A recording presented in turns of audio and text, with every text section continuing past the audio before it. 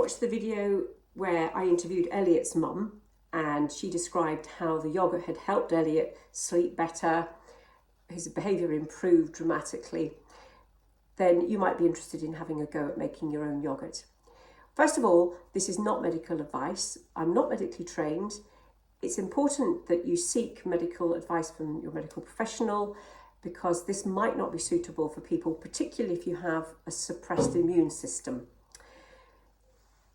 It is possible too that people can experience some side effects from taking the yogurt. This is as particularly L. reuteri, for example, will knock out the bad bacteria in the gut, causing an immune response. And this might make you feel like you've got flu, rashes, gas and bloating, mucus, can make you feel pretty unwell. If this happens, then it's important to reduce the amount of yogurt that you're taking or stop completely and have a break. Support detoxification as best you can. And I haven't never had any need for anybody to actually use these activated charcoal, but I do have them as a standby to help if that's the case. It's very important to stay hydrated and support detox. The go low and go slow is the message when starting with the yogurt. I'm going to be using specific strains of bacteria, or have been using strains of bacteria which were cited in clinical trials that demonstrated they can sometimes help. And one of them is made by a company called BioGaia, a Swedish company. The strain is DSM 17938. So that's reuteri 17938. The reason why I'm using this is because this is the only commercially available one I can find that doesn't cause a histamine reaction. Some of the others are really heavy. Again, you can get sneezing, mucus, gut bloating, etc. So it's important, particularly for people with autism, many of whom have gut dysbiosis. They also have with that histamine intolerance. So this is important. It's very expensive. They cost about 60 pence each. And there's very relatively few CFUs, so that's colony forming units or individual bacteria in each capsule. But it is important that we get this one. This is from, it's called Protectis, and I got this from iHerb, but you can also get the baby drops from BioGaia directly. That's a very important one. The other strain we're using is B. longum, or the species. We're using Bifidobacterium longum, and this one is Precision Biotics 1714. It was used in clinical trials as well. The other one, which isn't strain specific, it was made by Swanson, and it's Lactobacillus plantarum. Now, I can't get the one that was used in the clinical trials, but this one seems to be fitting the bill perfectly well.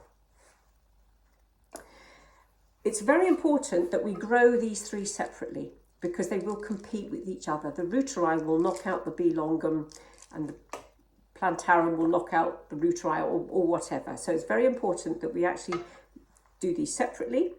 It's also very important that we only give the right ingredients for each strain of bacteria. So if you were using a different reuteri strain, you would use different ingredients.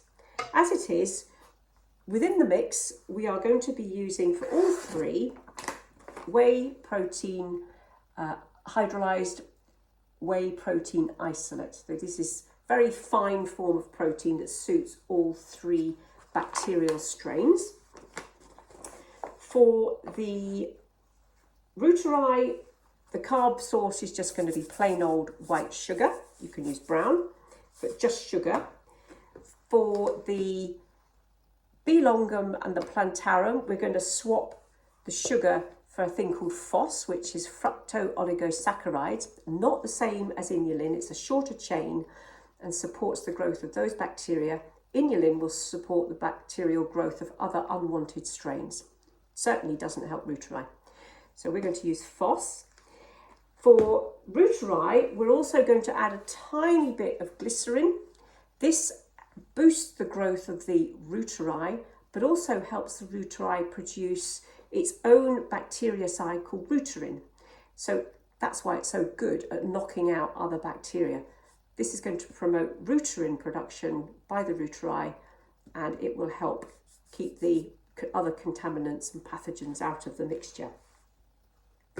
We're starting off with a coconut milk, which is organic because it doesn't have any additives. This is just coconut extract and water, no E-numbers. E-numbers kill good bacteria. I advise warming this up first in a pan of warm water, because quite often you'll get a crusty top and it will sploosh out in lumps, and it's very difficult to actually get a good blend. So warm it up and give the can a good shake. Step 1 involves labelling up your jars, which I've previously sterilised. I use a pressure cooker because the pressure cooker will kill bacterial and fungal spores. Pasteurisation doesn't, but the pressure cooker will. It's a bit over the top, but I'll do anything to try and get the best, least contamination into my mixture. So you need to select some decent sized jars. These are 500ml wide neck Kilner jars. I just I've labelled them on the sides and on the top so that I don't get confused when I'm handling these.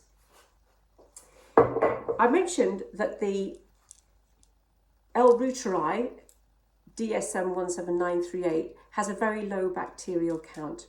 We need to boost that up, because in each teaspoon or each daily dose, you need to be getting between 10 and 20 billion CFUs. And there's only 500 million in each capsule. You'd need to take an awful lot, and they are expensive. You'd be putting about £12 worth in to each jar before you fermented it. This involves making what we call a super starter. It's all outlined on the document that I've attached, and you can download that. It's in the link in the description. To give you a quick overview at this stage, into your sterilised jar, you can tip your coconut milk that's just nice and warm and runny, and into that you'll be adding the desired amount of protein powder. You'll be adding, for example, this is Reuteri, so I'll be adding sugar, I'll be adding the glycerin.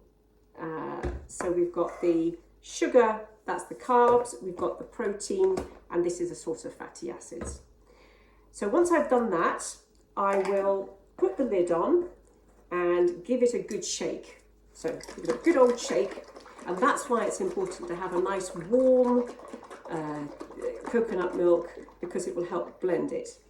And then into my sterilised test tube or a small glass jar, which is, again, it's labelled so don't get confused, I'm going to pour 3 tablespoons into the second jar. Okay, so this is going to be, just imagine this is 3 tablespoons. Oops. And I'm going to add a bit of water just to make it nice and liquidy. But into that, so this at the moment is the coconut milk with the Reuteri ingredients, the protein, whey, the sugar and the glycerin.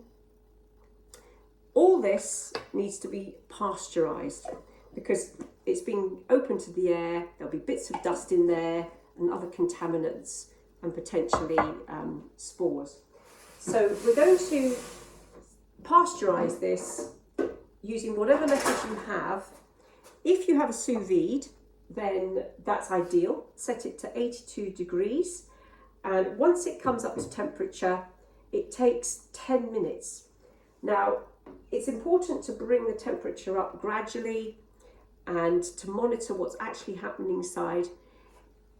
The sous vide machine will say that it's reached 82 degrees, but it's nowhere near 82 degrees in the middle of the jar. It took me about an hour to get to that stage.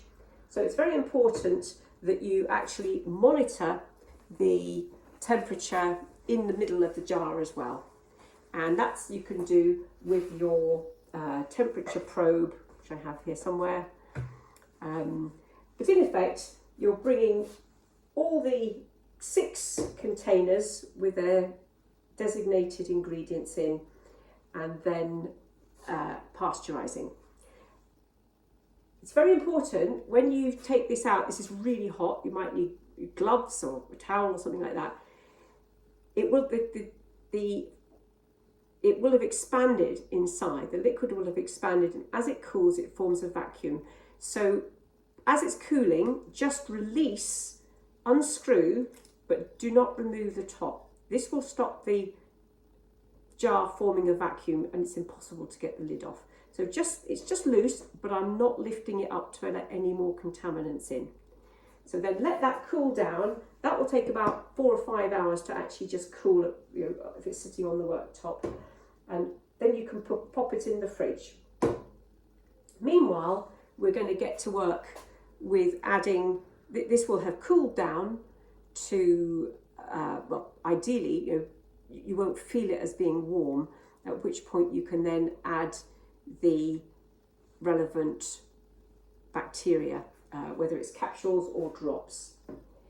That then goes into the sous vide, and for the timing, again, if it's going to take quite a long time, it could take, I think it's about 30 hours, work back so that quite a good time to start will be afternoon.